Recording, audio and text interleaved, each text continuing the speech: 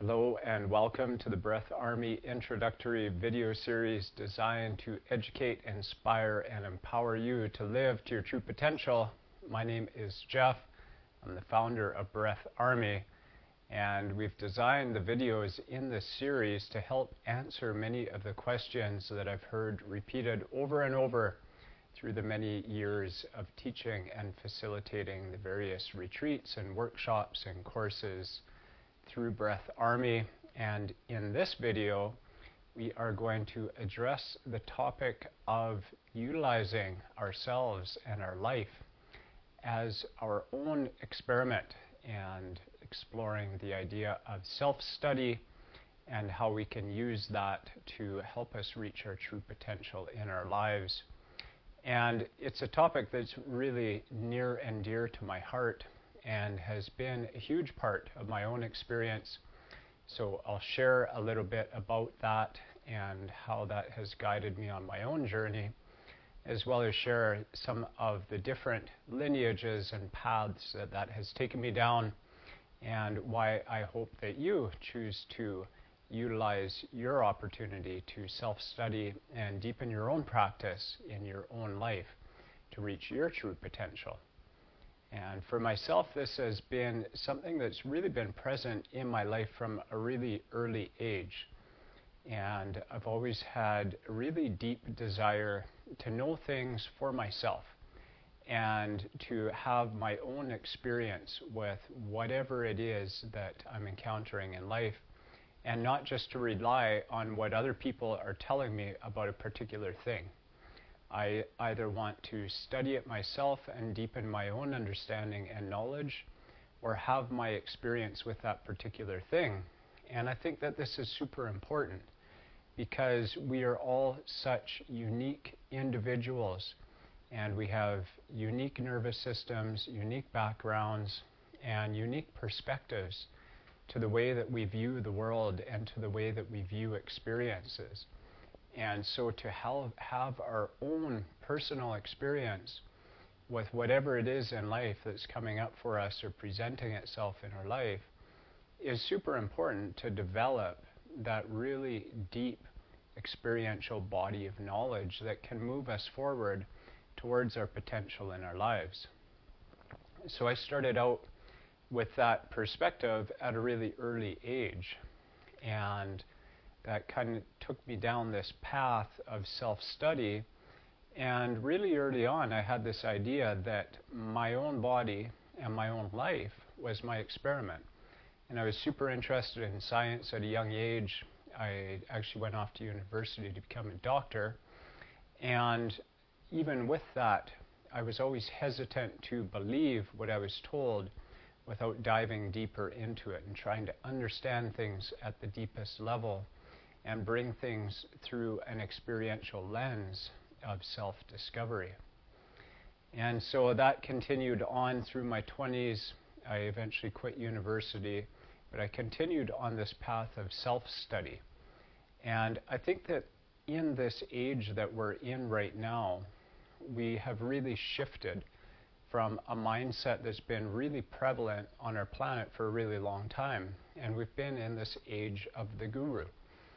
And we've been in this time period where we've looked to other people to tell us what to think, and whether that be tell us what to think about different aspects of science, different aspects of finance, health, our own body.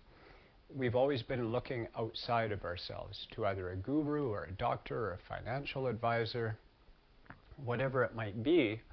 We've been looking for somebody else to tell us what to think.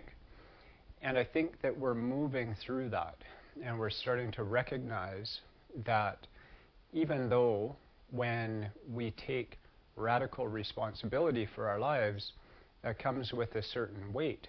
But when we take that radical responsibility for our lives, that actually gives us our power back and allows us to help to become co-creators in our lives. And so to me, it's really, really important to take responsibility for all the actions of our life, all of the decisions that we make, and all of the experiences that we draw to us and that we experience ourselves in. And when we do that, then we access this potential that I believe is within each and every one of us that allows us to change and allows us to move forward in a conscious way. And so I think that's one of the key points about why I think this idea of self-study and self-guidance and direction is so important, is because in that we really reclaim our power and our potential. And yet with that, as I just said, comes a huge amount of responsibility. And we adopt the responsibility for all of the experiences of our lives. And that can be pretty heavy. And I think this came into my life when I was at a really low point in my life. And at that point, I had been addicted to drugs and alcohol for many years. And I had really hit rock bottom.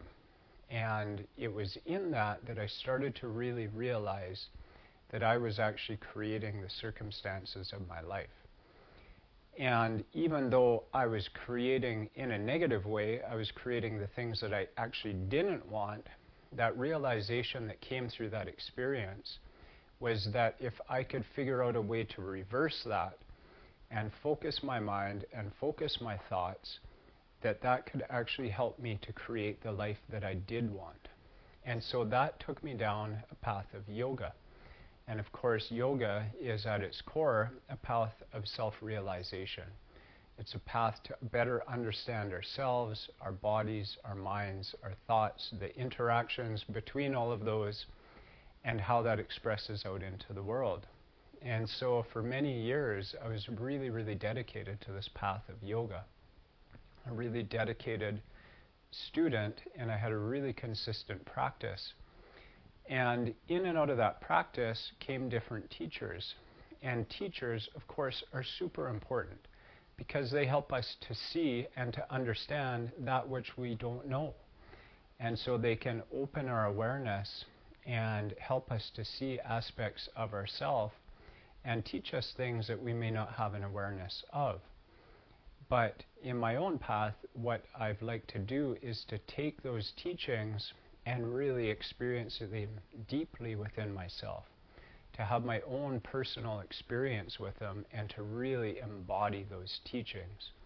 And to me, at the end of the day, that's what it's all about, is the embodiment of the teaching, the embodiment of the path, and to really bring those things into our life until they actually become us. And so I went on that path of yoga. I started teaching yoga and meditation and pranayama, the original yogic form of breath work. And I went down that path for many years. And I think that we could spend our whole lifetime on that one path of study. Yoga is so deep and complex, and meditation, breath work, pranayama, all on their own, are so infinitely deep that we can continue to go deeper and deeper and deeper into all of those lineages and paths of knowledge. But somewhere along the way, I got really interested in breath work.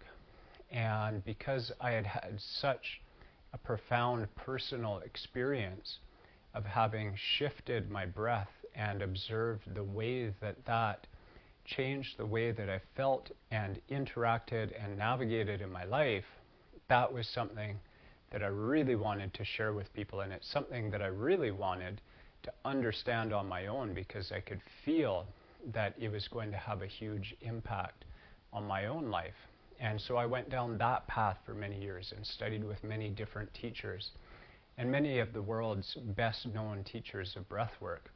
And I wanted to take all of that information and synthesize it through my own perspective and my own lens, so that I could really deeply embody that knowledge and understanding and share that knowledge and understanding from a place of embodiment, that I could share a unique perspective that maybe hadn't been shared before. And really that's been my whole goal with breathARMY, is to have a unique offering that is of great value to people. And so that's really driven and motivated my work through breathARMY. Another lineage of study and experience that has been really profoundly important to me is the work that I've done with psychedelics. And so that work started over 25 years ago and started in a fairly unconscious way, but even within that state that I was in at that point in my life, there was a desire to experiment with these substances in a somewhat conscious way to really deeply understand how these molecules, how these substances, how these plants were affecting my mind and what exactly was happening in those experiences. Because anybody out there who has taken psychedelics will understand something very profound is happening to the way that we view and experience reality when we're having those different plant medicine experiences. And so again, I started on this path of self-discovery, self-experimentation, utilizing my own body and my own experiences as my laboratory to more deeply understand not just the medicines that I was taking, but actually the nature of reality itself. And that's always been a key and very keen interest of mine, is to try and more deeply understand the actual nature and the fabric of this reality that we're experiencing. And very early on, that started with a belief that science could explain everything. And I went through high school and into university with that belief that science was everything. Everything was black and white. Everything could be explained, no problem. The problems came in when I started to have different near-death experiences. And those experiences that I had couldn't be explained by science. But that made me just want to understand more deeply what the heck was going on when I had those experiences. Where was I going? What was the nature of that experience that I was having when I was out of my body? And so again, all of these different experiences in my own life have led me down this very unique path. And I've always really enjoyed just studying and guiding my own study, going from one teacher to the next teacher, from one book to another book, and allowing that organic unfolding of the self-study path to really guide me to where I'm at right now, which is sharing something that feels so deeply meaningful and purposeful to other people and seeing the impact that that has in people's lives.